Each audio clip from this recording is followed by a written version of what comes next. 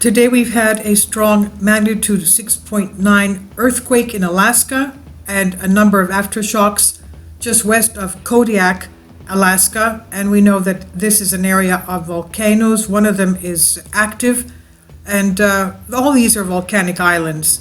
We're going to take a look at the maps, but we'll keep in mind that we had a very big earthquake a few days back in Alaska and erupting volcanoes to the western part of the Aleutian Islands.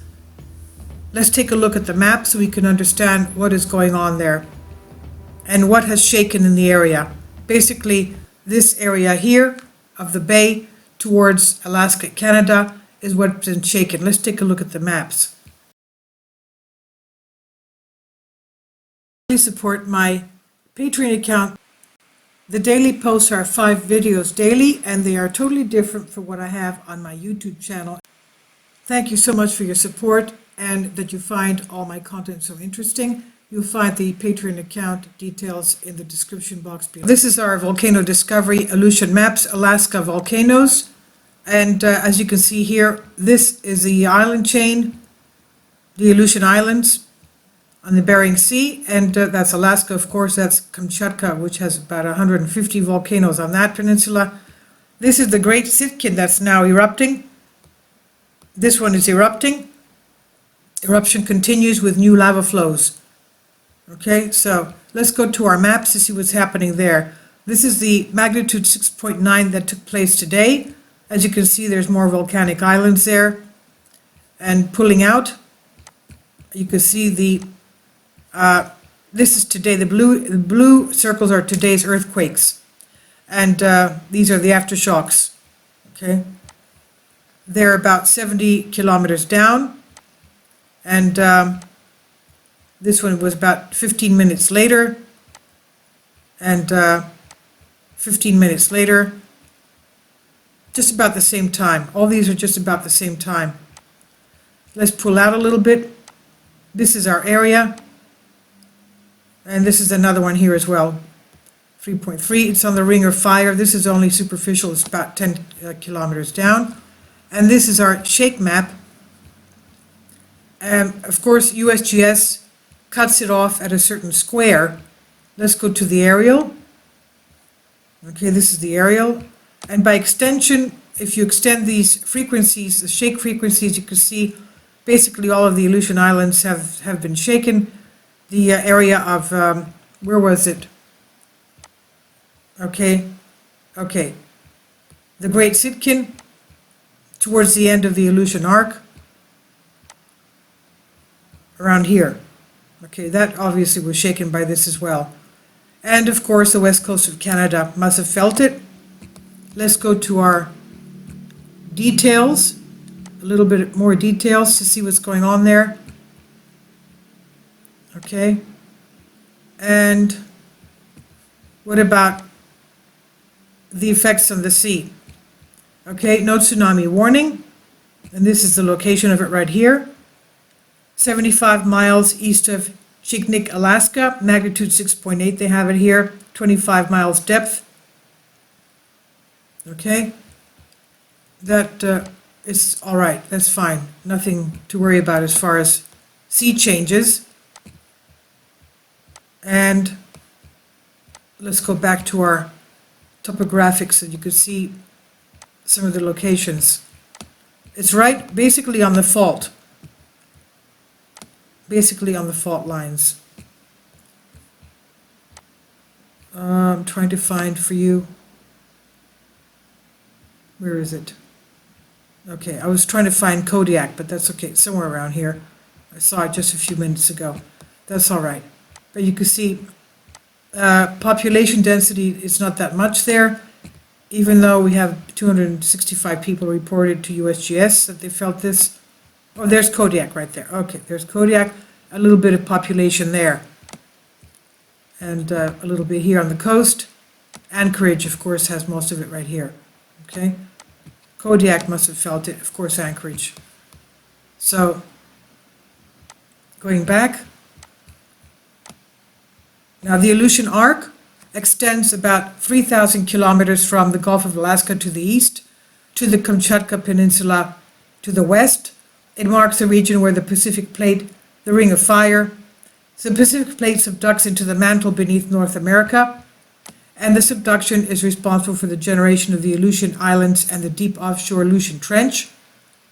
The curvature of the arc results as a westward transition of relative plate motion from trench normal in the east to trench parallel translational in the west, accompanied by westward variations in seismic activity, volcanism, and overriding plate composition. The Aleutian arc is generally divided into three regions: the western, the central, and the Aleutian, relative to a fixed North American plate. The Pacific Plate is moving northwest at a rate that increases from roughly 60 millimeters a year at the arc's eastern edge to 76 millimeters a year at the western terminus, so that's pretty fast movement. The eastern Aleutian arc extends from the Alaska Peninsula in the east to the Fox Islands in the west. Motion along this section of the arc is characterized by arc perpendicular convergence and Pacific Plate subduction beneath thick continental lithosphere. This region exhibits intense volcanic activity. As we know, all of those Aleutian islands are volcanic islands, and has a history of megathrust earthquakes.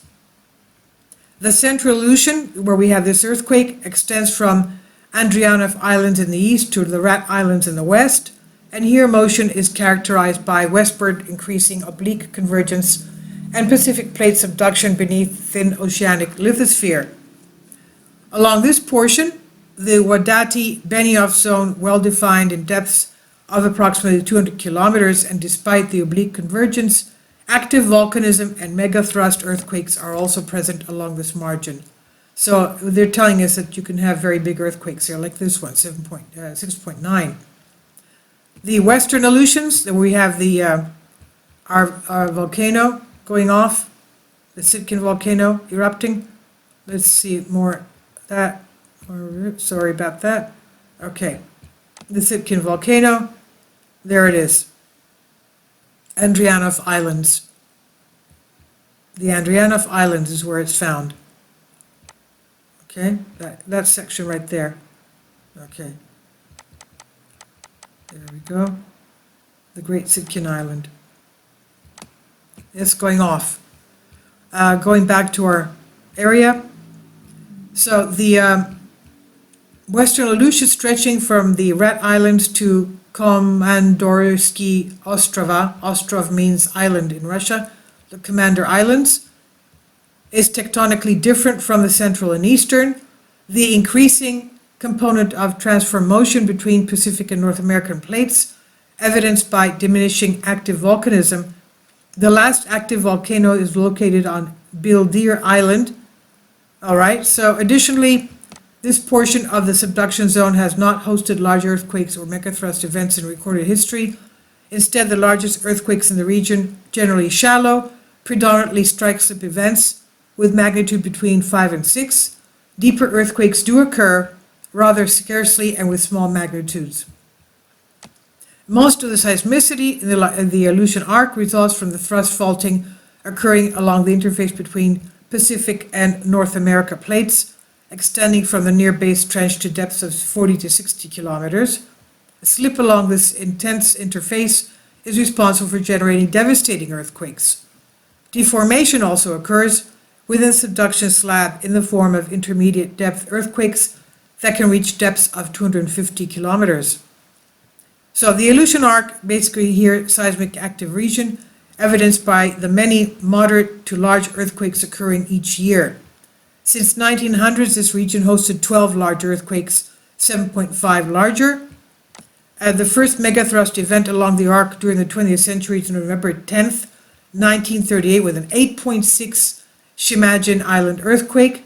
The event ruptured approximately 300 kilometers long stretch of the arc from the southern end of Kodiak Island to the northern end of the Shumagin Islands. So you can see this is a very active area. East of the Aleutian, along the Gulf of Alaska, crustal earthquakes occur. As a result, transmitted deformation and stress associated with the northwestern convergence of the Pacific Plate colliding a block of oceanic continental material into North American plate. Now, in 2002, the Denali Fault ruptured in a sequence of earthquakes that commenced October 23rd at the magnitude 6.7 Namana Mountain right lateral strike slip earthquake and culminated with the November 3rd 7.9, that's about a week later, 10 days later, the Denali earthquake, which started as a thrust earthquake along and then unrecognized fault, and continued with a larger right lateral strike slip event along the Denali and Todshunda faults. Here we are at geodesy, showing us the whole system of GPS stations worldwide, so you can click on your area to see what's happening in your area as far as Earth movement and deformation. So here we are in Alaska, and it went in too fast. Let's come out again. Okay.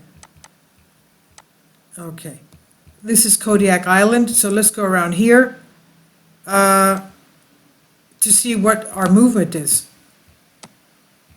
Okay, something's going on here. This shows if it's going up, it means it's going east. It's not going up, so it's going west. And if it goes up, it goes north. It's not going up, it's going south. So it's basically going southwest and basically steady as far as deformation. Let's go around here. Okay. Again, this is going northwest and deflating. This is deflating. It's not going up, it's going down. This is northwest. The other one was going